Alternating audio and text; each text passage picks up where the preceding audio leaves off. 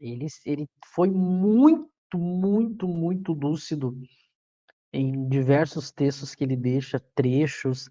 Quanto mais a gente amplia a pesquisa, refaz a pesquisa, é impressionante. Às vezes algum assunto complicado, a gente está relendo a revista ou percorrendo as demais obras, está lá. Kardec tratou do assunto, ele deixou uma pista ou uma explicação. E essas relações do Espiritismo, tanto com a ciência, tanto com a filosofia clássica, tanto com a religião, ele explica muito bem isso. Ele trata desses assuntos. Então, por exemplo, às vezes algumas pessoas, as pessoas que gostam mais de ciência ou de filosofia, às vezes se incomodam com as questões religiosas, mas a gente vai ver a sabedoria de Kardec, né?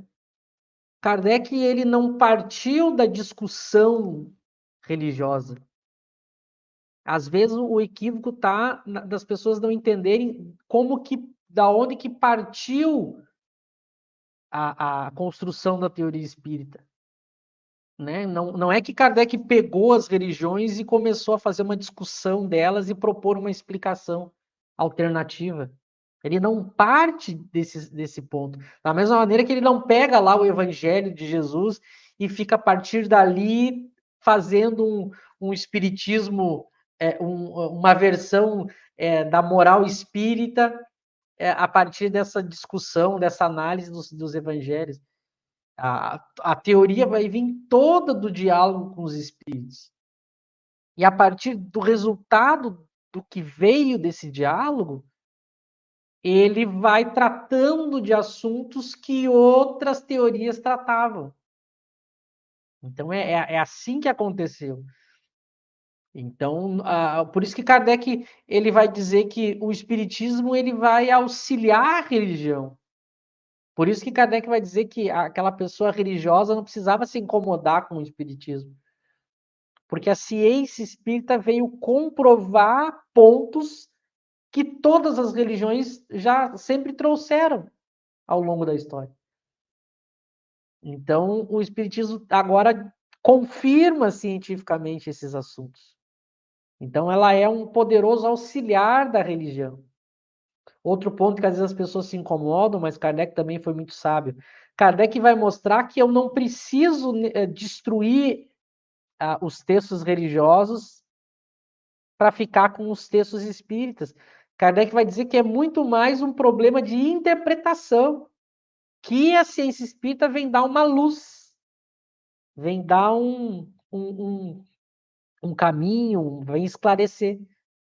Então, por exemplo, Kardec vai mostrar, eu posso pegar diversos trechos bíblicos e eu só tenho que ajustar a interpretação agora com critérios científicos.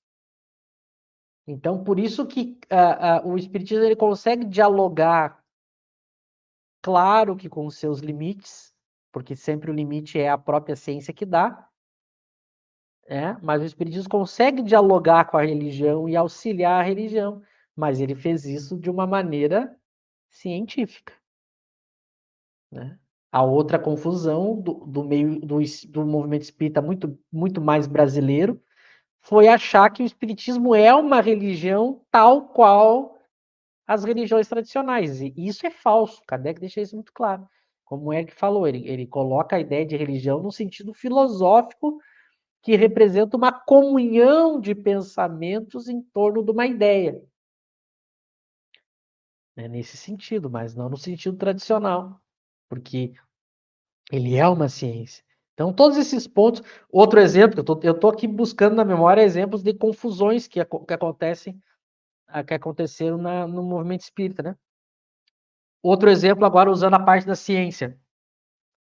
Muitos espíritas da época de Kardec, quando Kardec morre, eles acham que ainda surgiria uma ciência espírita. Eles achavam que eles não entendiam que a ciência espírita construída nas obras de Kardec já era uma ciência genuína e muito bem construída. Como eles eram homens de outras ciências, e Kardec vai tratar disso em alguns momentos, eles eram homens de outras ciências, então eles achavam que o modo de fazer ciência tinha que trazer certos elementos das ciências que eles tratavam. E como Kardec não fazia assim, eles achavam que ainda faltava muita coisa para a cientificidade do espiritismo. A gente vai ver alguns espíritas fazendo isso. Porque eles não entenderam que no desenvolvimento de uma teoria científica, à medida que ela vai se desenvolvendo, ela tem peculiaridades e particularidades que só fazem sentido naquele contexto para aquele tipo de fenômeno. Embora todas as ciências tenham elementos que as unam, eu tenho ciências no plural justamente porque não pode existir uma ciência só, um método só, uma teoria só para dar conta de tudo.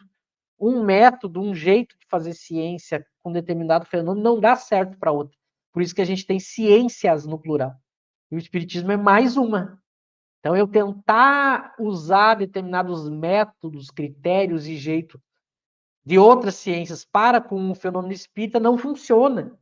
Também foi um outro equívoco. Até hoje, esse pensamento também ainda existe no movimento espírita. Há vários autores e palestrantes atuais aí nas redes, no YouTube, nos podcasts, em que eles comentam Kardec como alguém que iniciou algo que, de uma certa maneira, era incompleto, equivocado e que precisa ser atualizado. Ainda há esse discurso. Ainda há esse discurso aí no próprio meio espírita por pessoas de muita influência no movimento espírita, que não entenderam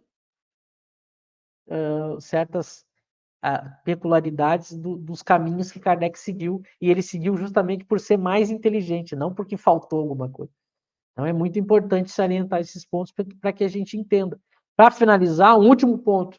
Outro mito que se tem é que se tem um mito de que falar em ciência é automaticamente algo difícil, complicado e para poucos. É uma outra dificuldade também. Então as pessoas, às vezes, elas veem, bom, mas é uma ciência, então não é para mim. Mas, na verdade, não é assim. A gente tem, no nosso caso, da ciência espírita, um grande mestre que escrevia com uma habilidade e com uma simplicidade, e tinha uma preocupação em que todos entendessem e praticassem, que é muito raro. O espiritismo, comparado com todas as ciências, ela tem uma facilidade nos próprios escritos de Kardec, inclusive essa obra que a gente está estudando agora. Ele teve a preocupação de criar textos curtos, simples. Ele escreve de uma maneira nada rebuscada, que é para nos auxiliar todos poderem entender e praticar, né? Também é uma vantagem nossa. Então, que as pessoas não achem que é um bicho de 7 cabeças. Ah, tá falando em ciência, então eu tenho que ser um doutor, porque é outra mania que o movimento espírita está aí tomando conta do movimento espírita, né? A ideia de que a pessoa já se apresenta ao movimento espírita como doutor, como se o doutorado dela fosse determinante para que ela pudesse falar ou explicar o espiritismo. E não é. Claro que eu posso usar a minha habilidade enquanto doutor para ajudar a entender melhor os textos, pela habilidade de tratar com textos. Agora, há muito disso no movimento espírita, as pessoas ficam se apresentando como doutor isso, doutor aquilo, e aí parece que ela está mais graduada e ela tem uma condição melhor de poder entender o espiritismo do que aquele que não é o doutor. E isso não é uma regra, aliás, pelo contrário.